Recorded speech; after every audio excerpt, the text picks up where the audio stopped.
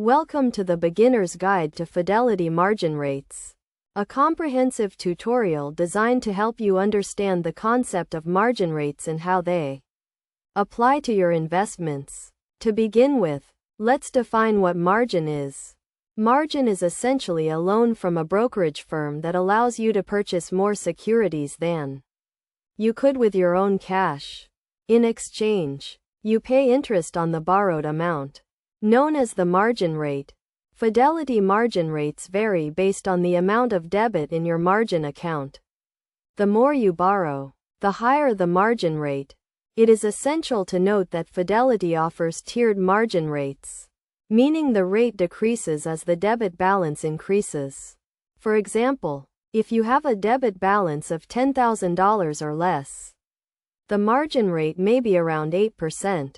However, if your debit balance exceeds $100,000, the margin rate may decrease to around 6%.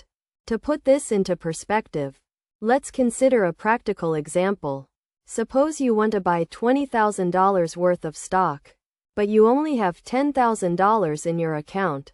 You can use margin to borrow the remaining $10,000. If the margin rate is 7%, you will pay $700 in interest per year. Best practices for managing margin rates include monitoring your account balance regularly, setting a budget for your investments, and avoiding over-leveraging your account. It is also crucial to understand that using margin involves risks, including the potential for significant losses if the market moves against you.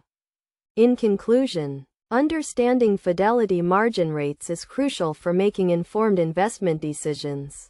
By grasping the concept of margin rates, tiered interest rates, and practical examples, you can effectively manage your investments and minimize risks.